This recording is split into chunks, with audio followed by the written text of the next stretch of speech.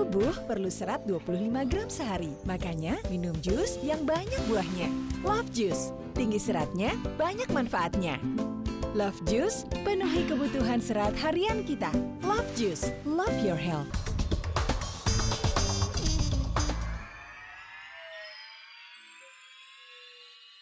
Dipersembahkan oleh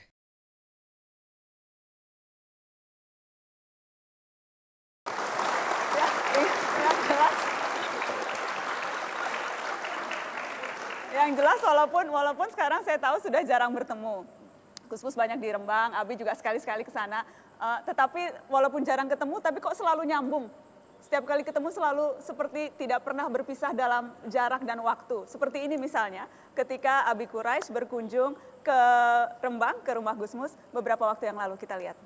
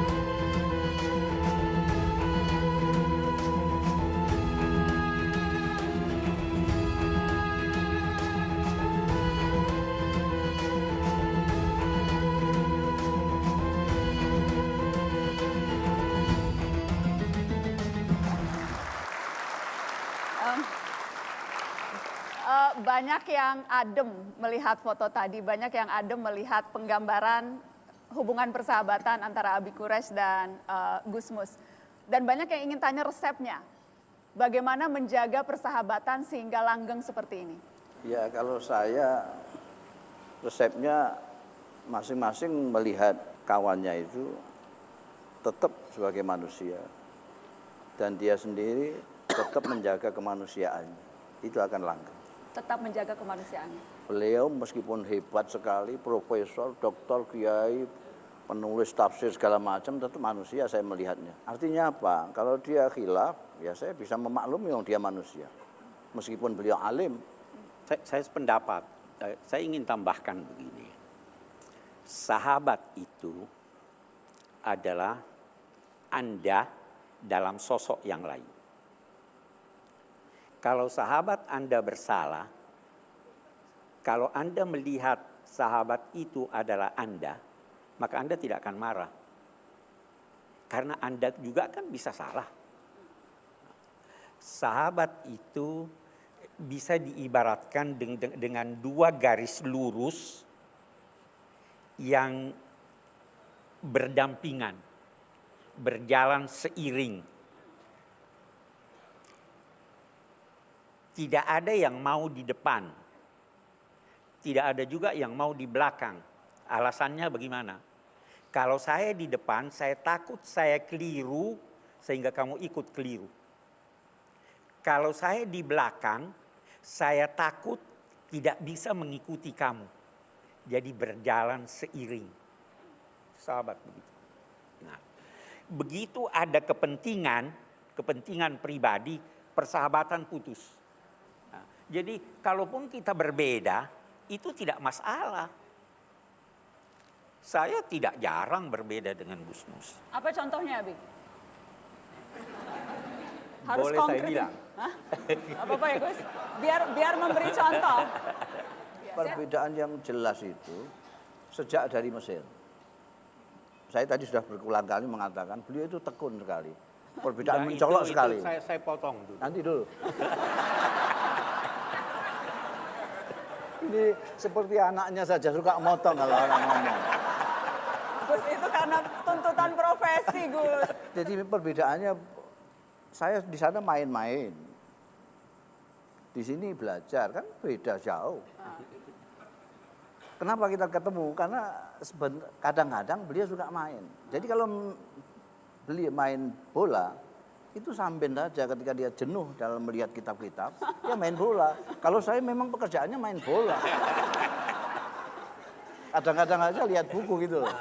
Tapi itu menunjukkan bahwa Gusmus itu sangat cerdas. Main aja lulus.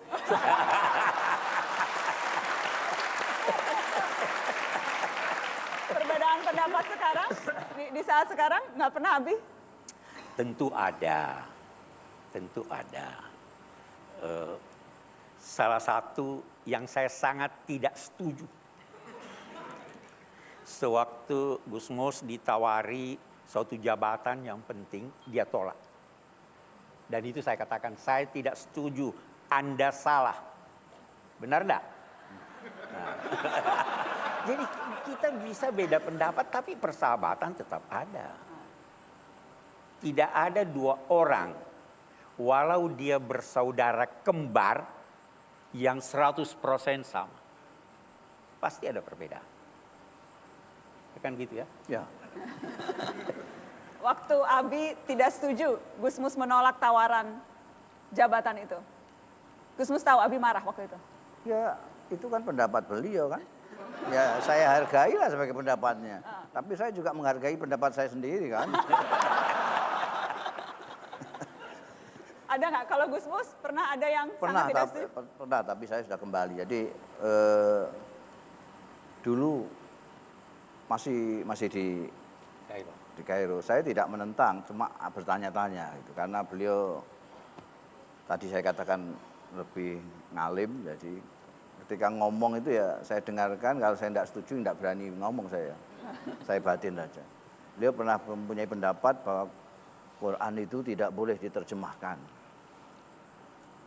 Tapi pada waktu itu kan ibaratnya beliau sudah perguruan tinggi, saya SMP gitu. Jadi mikir-mikir ini gimana kok. Nah ini saya tahunya bagaimana melihat Quran itu kalau tidak boleh terjemahkan. Ternyata sekarang ini saya mendukung sekali pendapat beliau. Entah beliau sudah menarik pendapatnya apa enggak. Saya mendukung pendapatnya yang dulu itu. Tidak, masih sampai sekarang jadi masih gitu. apa namanya? Sekarang banyak orang itu yang melihat Quran terjemahan Depak lalu berfatwa. Itu kekacauan terjadi di Indonesia ini. Gara-gara itu. Dia bolak-balik bilang kembali ke Quran. Ternyata kembali ke Quran itu artinya yang dimaksud dia adalah kembali ke Quran Depak. Terjemahan. Ini bagaimana? Kembali ke Quran ya ngaji. Ke Baitul Quran. Ke pusat studi. Iya. Anda lihat.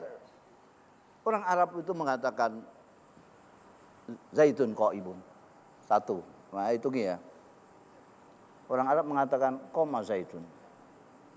Orang Arab mengatakan inna Zaidan qa'im. Orang Arab mengatakan inna Zaidan laqa'imun. Orang Arab mengatakan Zaidun qama. Orang Arab mengatakan Zaidun yakum. Beda-beda semua. Orang Arab mengatakan kana Zaidun qa'iman. Itu sudah berapa ini? 7. Itu orang Indonesia mengatakan Zaid berdiri. Berapa yang hilang maknanya? Belum Al-Quranul Karim yang mengandung unsur-unsur sastra yang menjadi mukjizatnya Al-Quran. Tidak bisa orang melihat Qurannya Pak Lukman ini lalu terus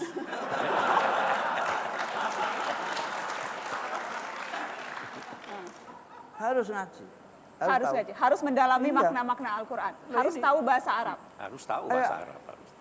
Anda membaca Al-Misbah saja masih pusing kan. Bayangkan orang awam. Orang awam disuruh ke Quran sendiri. Bahaya sekali. Apalagi kalau orang itu sudah mengaku bukan orang awam. mengaku ustadz atau kiai, rusak.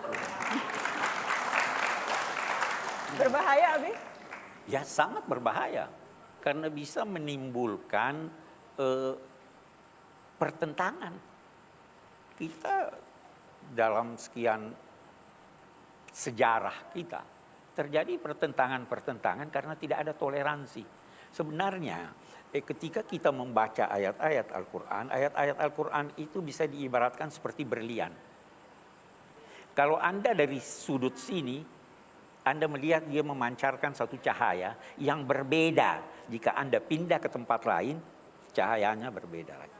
Nah, ada di antara kita yang hanya mau tafsirnya ini hanya ini. Padahal ada arti lain. Ya.